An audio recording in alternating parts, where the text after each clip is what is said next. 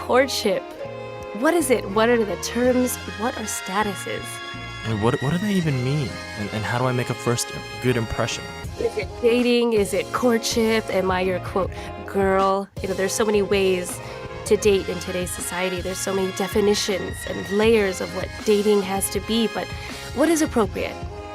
Yes, how do I ensure that I make and keep a lasting Christian impression and hopefully relationship?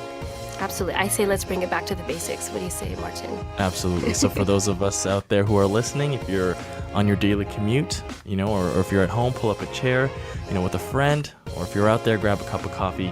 We're just people talking love and relationships on INC Heart and Soul.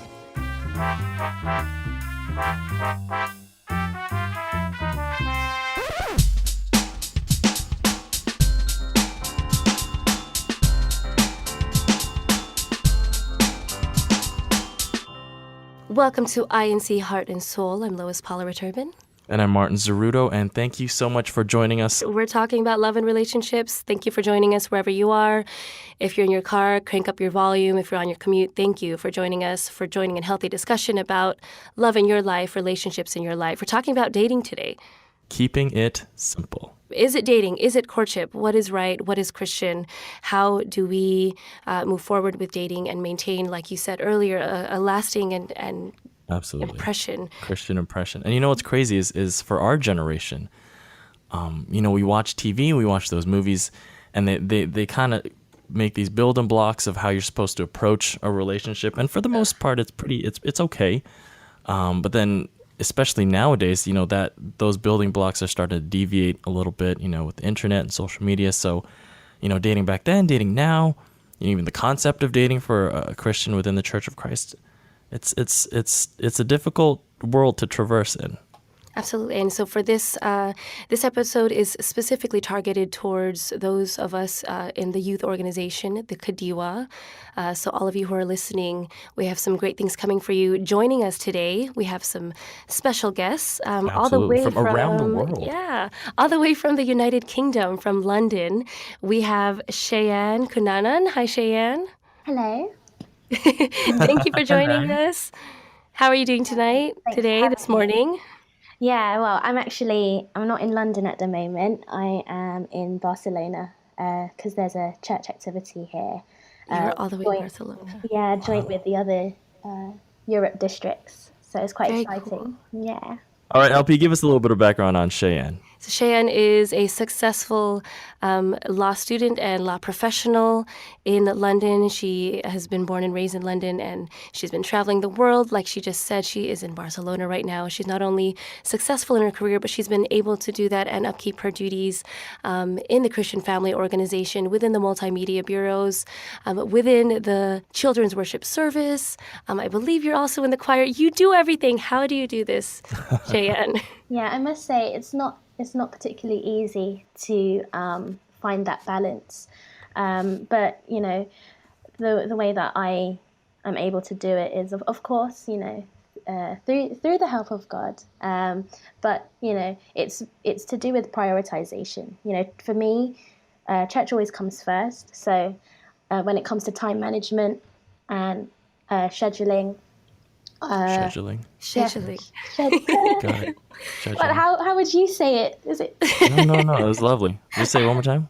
Scheduling. So I would obviously, if I've got a scheduled. Right in your head. Sorry. Now I'm saying it how you guys would say it.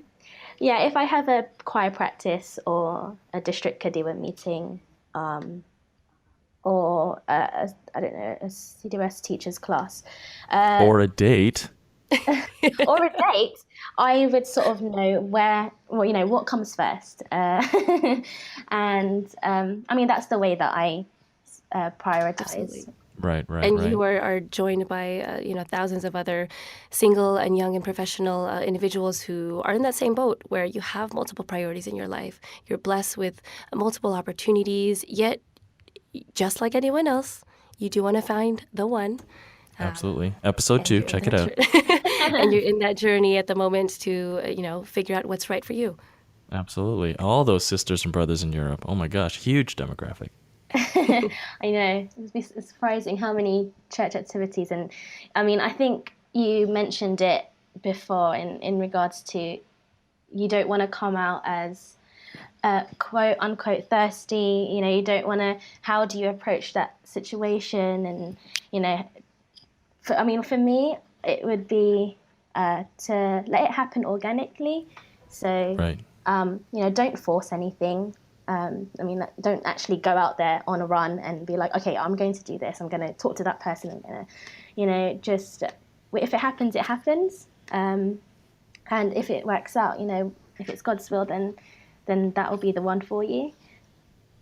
Sounds pretty sound advice. Okay, let's wrap up episode 3. Thank you so much for listening. But aside from all the way over there in Barcelona, we actually have another guest today. It's Mac Balicano, who's originally from my hometown in the Greater Toronto area, but he now lives all the way in Winnipeg. Central Canada, correct? Central Canada, that's correct. A very Hello, brand new good district evening. this year. He's very successful working in the telecom industry, I believe in the environmental department. Mac, am I correct? Yep, that's correct. And he just recently moved into his own home. So just like Successful Cheyenne, already. young, successful, single, not like we're trying to play matchmaker here. But Mac, thank you so much for joining us. How are you? I'm good. Thank you for inviting me to join today. I'm unfortunately not in nearly as a interesting location as Sister Shan, so We will make it interesting. yeah, that's right. Absolutely. That's And you right. have been in many interesting areas before in the world, Yes, right? I have been. Yes, and Barcelona is a fantastic place to be for sure. There you go. Maybe you guys can meet up one day and talk about it over coffee while listening to episode 4 of Heart and Soul. Absolutely. So we're talking about dating today, keeping it simple.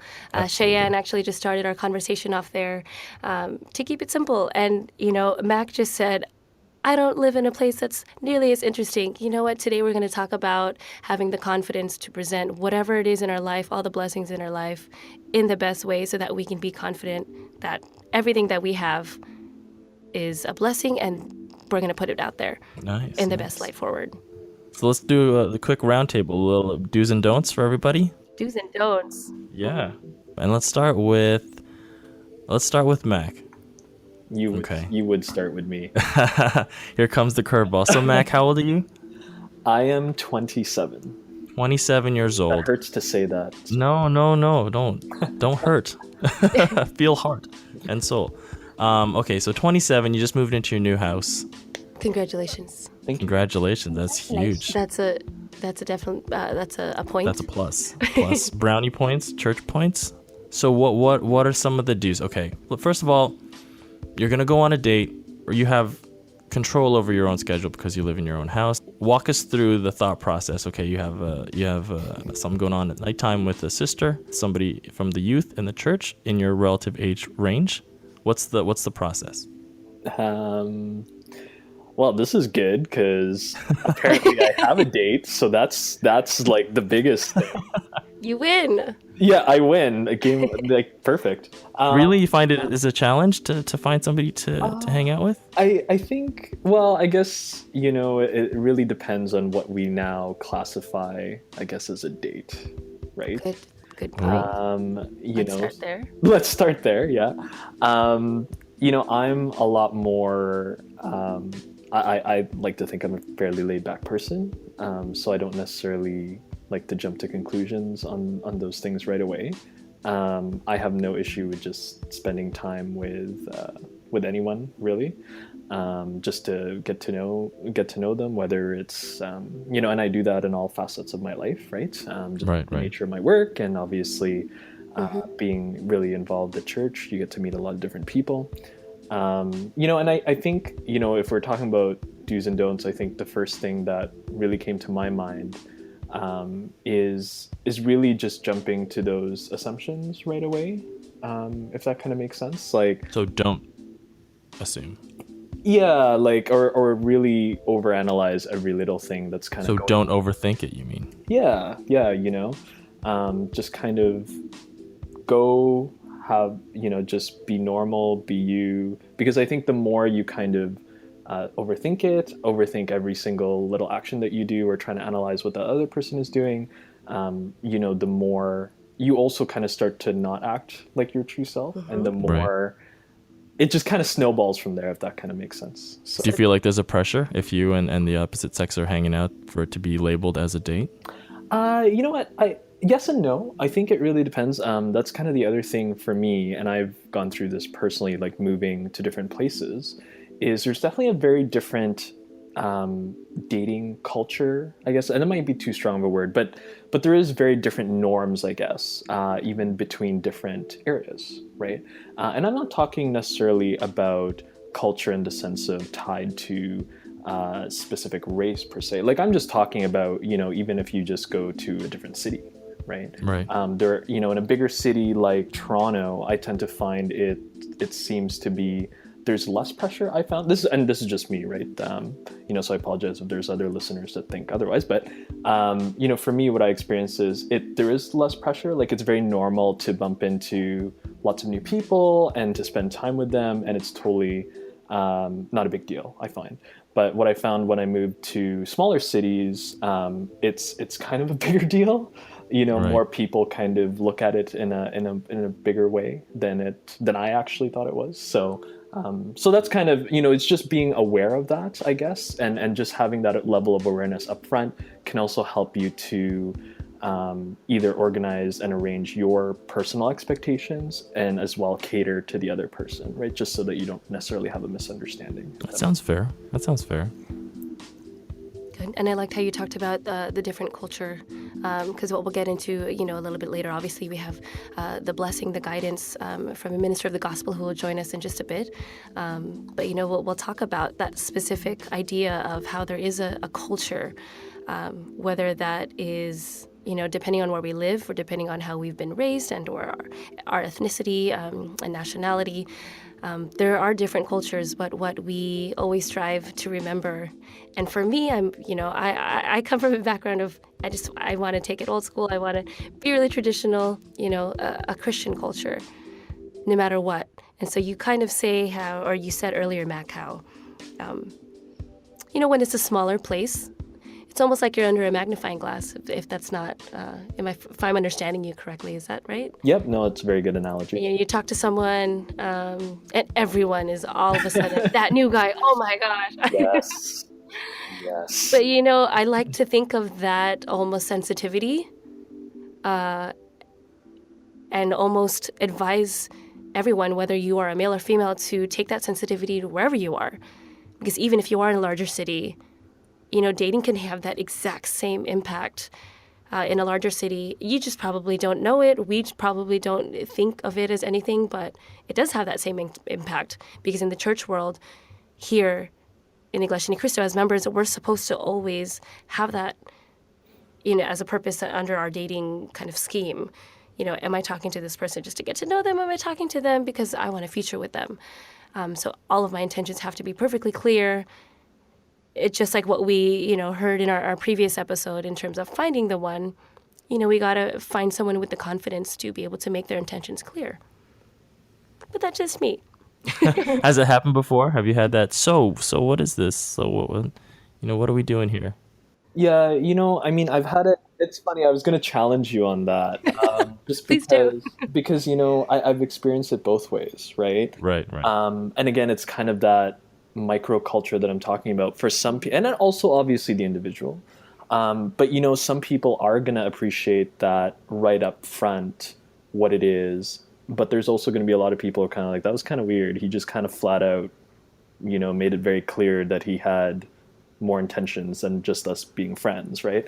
So, Right.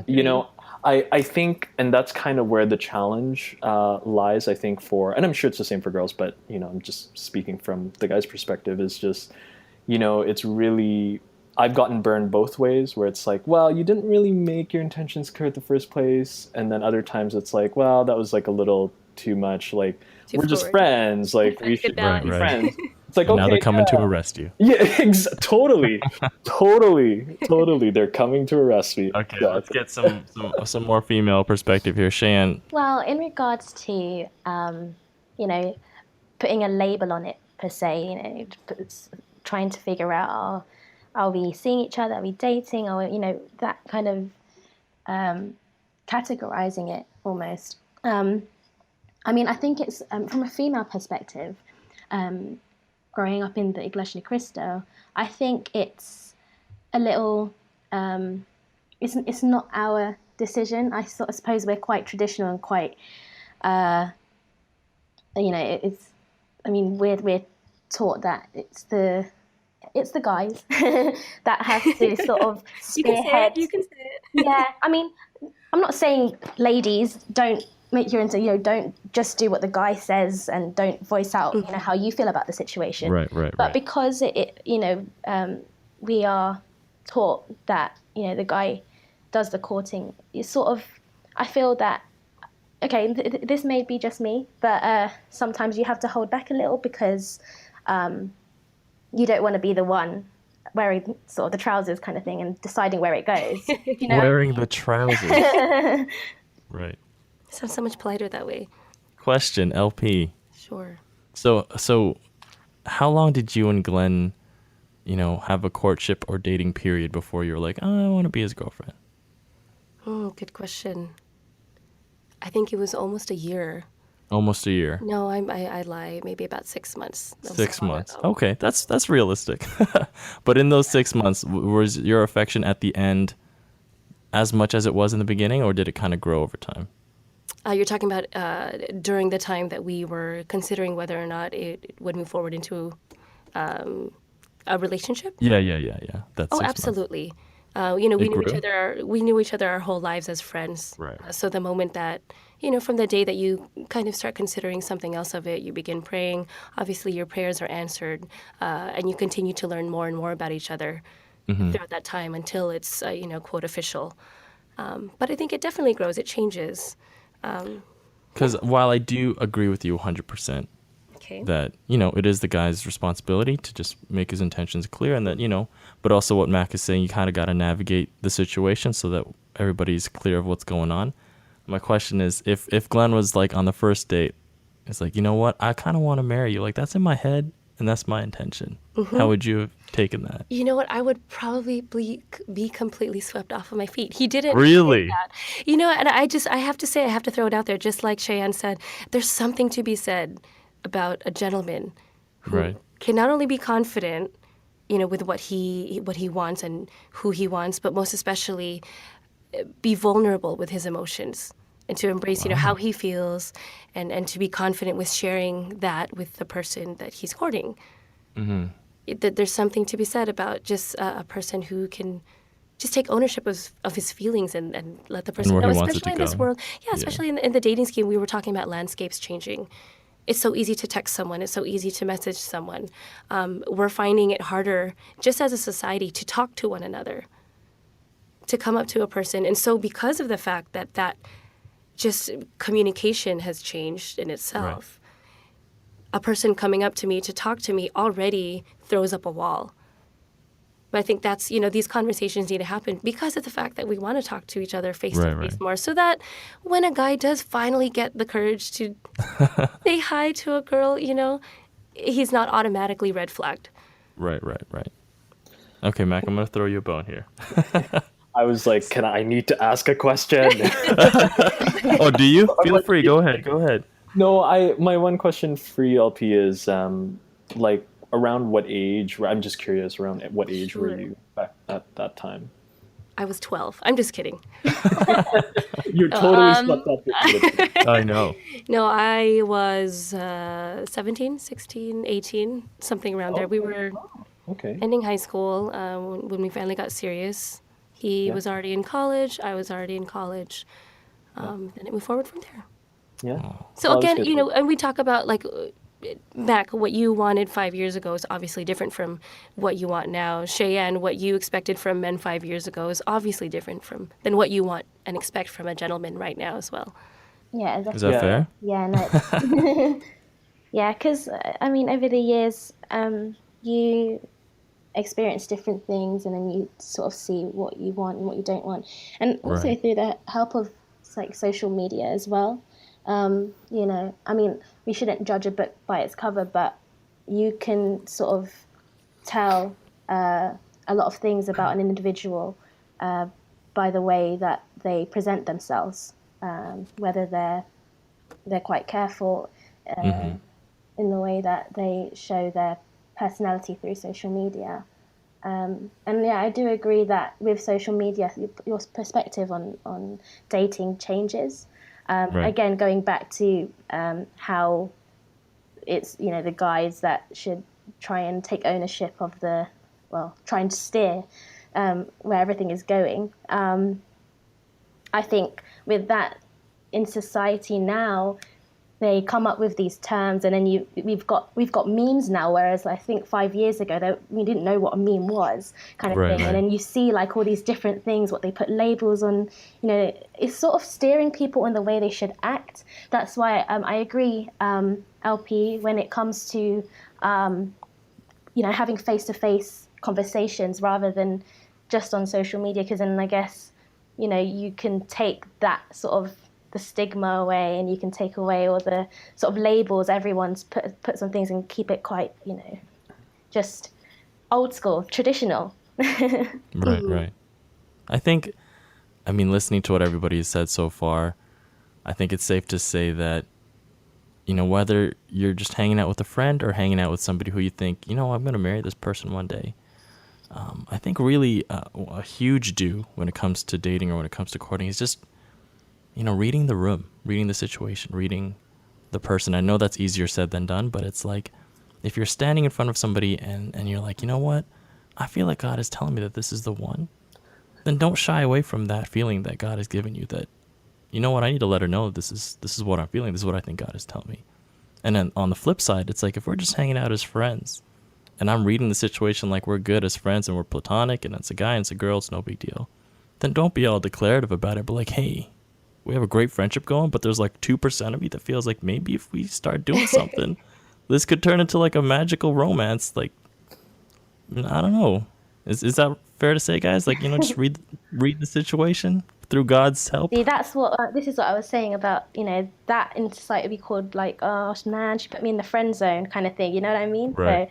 So, and then if you sort of straight up say, oh, I want to marry you kind of thing, like I have that intention, you're seen as too forward, sort of. So I guess that's what I was just that's what makes it difficult, I guess. And I mean, that's why we have shows like this, podcasts like this, to help all the Kadiwas there that sort of Of course, in the of same course. boat. You know what Go ahead, Mac. Oh, what I wanted to ask though is, we're talking about this whole, okay, the guy's intentions are clear, but I kind of want to peel it back a little bit, and I kind of want to ask, without it being superficial to me, I don't know how a guy can just meet someone, or anyone for that matter, or the girl can just meet someone. And I mean literally just meet them, like on the other Right. side of the room. Like I have never heard this person say something, right? And say, that is the girl I'm going to marry. So anyway, so what I'm getting at is, the challenge that I find is, okay, well, how can we just be like, hey, that person seems cool. Let's not even talk about from a dating perspective. That person seems cool. They just happen to be a member of the opposite sex. I just want to try to get to know them. But how do you kind of do that without there being like this mountain of expectations? And I'll tell you from personal experience where it's been really challenging is you do that, you're just like, hey, it'd be nice to just hang out for coffee or whatever and just talk about what you do and like, Right. what's your story, whatever, blah, blah. And, even from the beginning, like early on, I say things like, hey, just want to get to know you, like make it clear that it's just kind of like, I don't really know you, so I can't really tell you from the beginning what my intentions are going to be 2 weeks from now.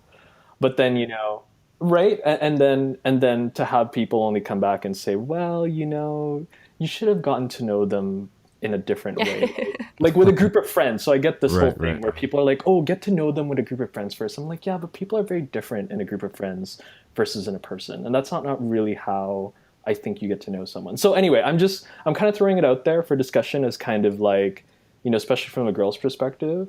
Because I can tell you right now, a lot of the times when a guy hangs out with a girl, everyone's initial reaction is, oh, there's something there. It's not just hey, let's hang out sometime and be friends or whatever. And you're right. We don't only want to put the pressure on the males to be the one to make their intentions known and whatnot. Sorry if you feel personally attacked. No, that's not it at all. I'm just, throwing it out there for discussion. So, And it's a perfect discussion to be had. When we talk about both parties being able, like Martin said earlier, being able to just be fully aware of, first of all, everyone. We're praying before we even get in the dating landscape. We're praying for us as individuals to be ready and open and willing and ready to be who God wants us to be before we even get in a relationship. Once we've reached that step and we've acknowledged and are comfortable with who we are, you start to open your eyes and you pray to be able to see the one. And now we're dating, we're meeting new people. Like Max said, we find someone, we kind of just want to get to know who they are. We don't know. Maybe they're crazy. Maybe they're beautiful. Crazy adoption. Exactly. But I think it's being aware of the situation. And of course, at that very first onset, that first conversation, you might not know. But later on, maybe a week later, once you've had solid conversation with them, there is a point. And I think everyone, male and female, can agree that there's a point in that friendship, relationship, that it's clear whether or not it can move forward. As an individual, my feelings, I kind of have an idea. I might not know where they stand, but I know where I stand. So that's where I was saying, at that point, that's where we, whether you're a male or a female, need to take ownership of our feelings and be vulnerable and be vocal about what we're feeling, so that that other person can then make that step and be open to the idea of also saying yes or no. And then at that point, we're not playing games. Yeah, because dating is not a game. It's not. And I mean, we have these conversations, we go back and forth, but I think, Martin, if it's okay, this is a beautiful opportunity to introduce the minister of the gospel that we have joining us today, Brother Richie Watko. We're so very excited to have him. Hello, Brother Richie. Hello, how are you? Thank you for having me. Thank you for joining us. And, we talk about dating, Brother Richie. Is there even dating? Is that even in the Bible? Are we going about the thought process correctly, that there is a proper way to do it? There are steps and a timeline. Are we overthinking it? After listening to your discussion, hearing a lot of different viewpoints, hearing certain techniques that some of you have, techniques in reading others' feelings when it comes to like dating and courtship, I think what's important before we tackle any kind of technique or method or even advice on how it should be done, I think it's important that we define the terms first. That would help out immensely. Knowing what is dating, what is courtship, what's the intent of it, and what are the objectives. Courtship, at least here in the United States, that word courting or the term courting is not normally used. A lot of times we hear it's dating or you're seeing someone. If we really define those terms, we look it up in the dictionary. If we look at courtship, the origin of the word courtship is paying court or homage, seeking an alliance with, and showing some intent for marriage. So you see, when you understand that there is an actual end result, it is for marriage. Now, when we say dating, you have a date, you make an event of it. You set a date, you go out. So dating is part of courtship. Can you court someone without having dates or dating them? You probably could. You can visit them at home, be around the family. It probably wouldn't be the same if you don't have at least some time to get to know each other one-on-one, but you will be able to show your intention. But I just wanted to help define the terms in the discussion that you're having now. So marriage, it is the end result. That's the intention. That's the objective. Now we understand marriage. A lot of people, they have their own stand, they have their own opinions. But since we use the words of the Bible as our basis, a marriage is really something honorable. Therefore, the marital relationship between a husband and a wife, when they come together as husband and wife, that is not something that should be done during the courtship period. That's why if one truly wants to follow what is written in the Bible, there is no premarital relationship. There is no premarital sex. That's why we have to be very careful. If there are those that are getting to know each other, they have that intent, there is that attraction, they are going to go out on their own. All you have to be careful. You can't fall into that temptation. The Bible says in Ephesians 4:27, don't give the devil a chance. That's why if you're going to go out, you're going to go on a date, be with each other to get to know each other. Sometimes it's very beneficial. You bring others with you. Bring a chaperone. Bring other friends, other relatives. Maybe they're not going to hear exactly what you're going to say to each other, but they're in the area. You can eliminate that temptation. Some might say, "Oh, that's old-fashioned," but we have to understand we're not really after a fashion or a trend or what others view as what's right and wrong. The culture that we are in is not just any culture. It's Christian culture that transcends over all different ethnicities all around the world. Oh, for sure, for sure. So if we want to do what is right, I would follow the instructions that is written in the Bible. I heard Cheyenne. She mentioned if one is traditional, they will allow the male to be the one to court. That's actually true now and proper. Well, why is that? Why is that proper? Because the traditional meaning, she's saying traditional. Traditional, she's not saying a traditional culture.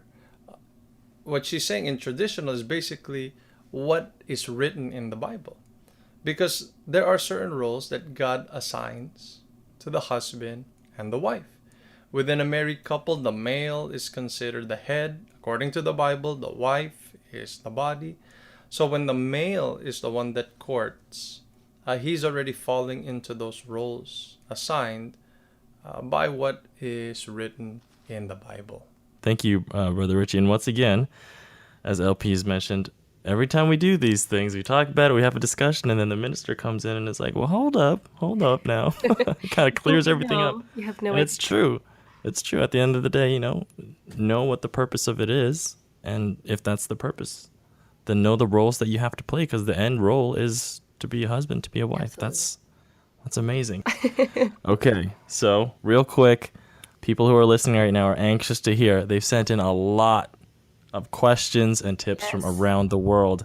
So we have Marvin all the way from our nation's capital, Ottawa, with this dating tip, actually.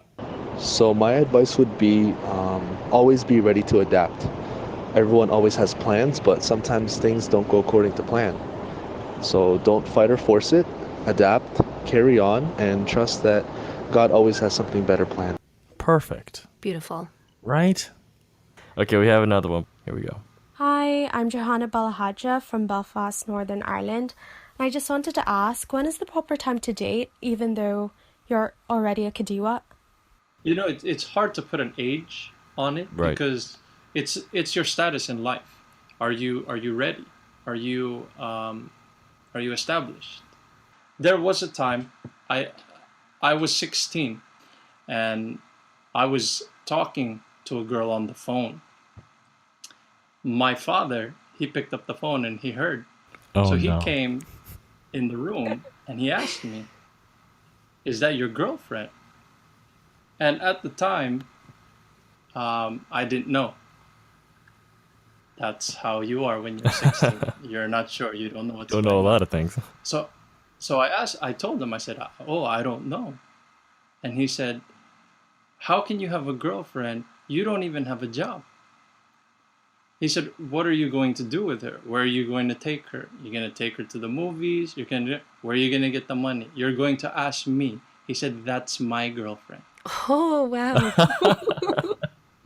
And when I heard that, I realized if you are the one that is pursuing, you have to be established. You have to uh, be able to have the means to do that. So having a significant other is not a right given to you regardless of what your situation is. That's why we go back to the intention.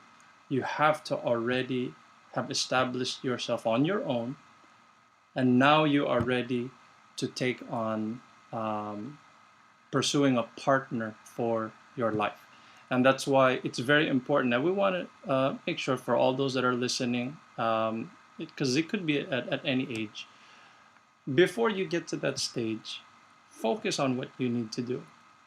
If you're not working yet, focus on your studies. Make sure that you establish yourself as well as you can.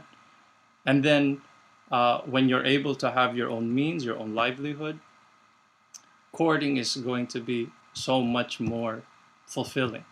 Now, when it comes to the courting, the different techniques, because we understand, we hear that from people of this world. But what are the techniques for? It's because they plan to date often. They plan to, they feel challenged to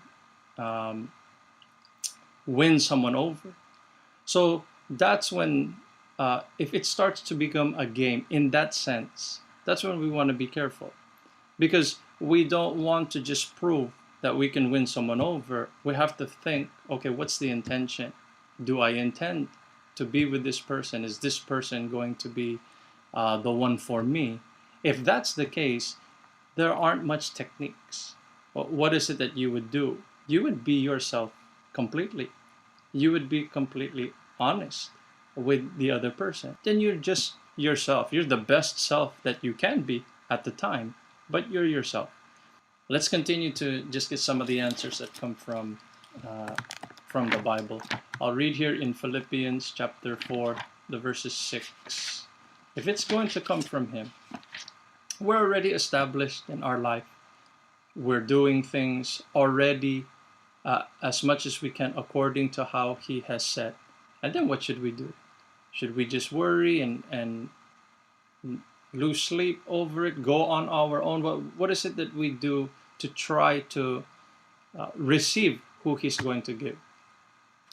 This is what it says here. It says, don't worry about anything, but pray and ask God for everything you need, always giving thanks. So if one is already in that established, they're at that point in their life where they feel they would like to move to the next chapter, they would like to have somebody, a partner, a spouse, what is it that they should do? They should start to pray. They set their own devotional prayer. Because notice, when you start to do that, no longer is it about your technique, no longer is it about how you're going to do it. Now you always have that spiritual way of thinking, realizing that if that's my intention, then I want it to come from God. I will ask Him. So that's when you set your devotion. When one starts setting their devotional prayer, they are serious. There is no more game anymore because you can't play games with God. So they'll start to ask. Now, is it just asking? Is it just praying? I'll read again. We always we said, none of us are experts, right? So the one that we do want, we go to the expert the one that created us, the one that is the one teaching us how to succeed. This is a very simple verse, but look at the clarity that the Bible gives. This is in Matthew 7:7. It says, "Ask, and it will be given. Seek, and you will find. Knock, and it will be open to you." So it's not only asking. It's not just setting your devotional prayer. What is it that you do? You go out and you seek. We hope God does answer those prayers. We hope everyone is able to receive that guidance that they need. But the key is always making sure that they have that perspective. What's the objective? What's the end goal? And watch how God is going to guide someone, in that process to find the one that He's going to give them. Hopefully that helps. Thank you, Brother Richie, for those beautiful reminders, providing us comfort that we can be in relationships, we can date and actively find the one God has and will choose for us, and maintain who we are as members of the Church of Christ. Absolutely, and for reminding us that, who we are when we're dating and who we become even as one couple, our values and the decisions we make together, it will shape our future together as God-willing husband and wife. So thank you again for joining us. Okay, thank you guys. Oh, thank you for the opportunity. Thank you for having us. us. Absolutely. To all our listeners, thank you again for sitting in, for wherever you are in your commute, on your way home. Thank you for Yes, joining us. anywhere. We hope this prompts even more heart-to-heart conversations amongst your friends and your family. Yeah, send us questions you want answered, just like you heard today, or topics you'd love to discuss with us on social media using the hashtag AskHeartAndSoul. Absolutely. And also, if you have Telegram, send a voice note to myself or to Lois Paula at...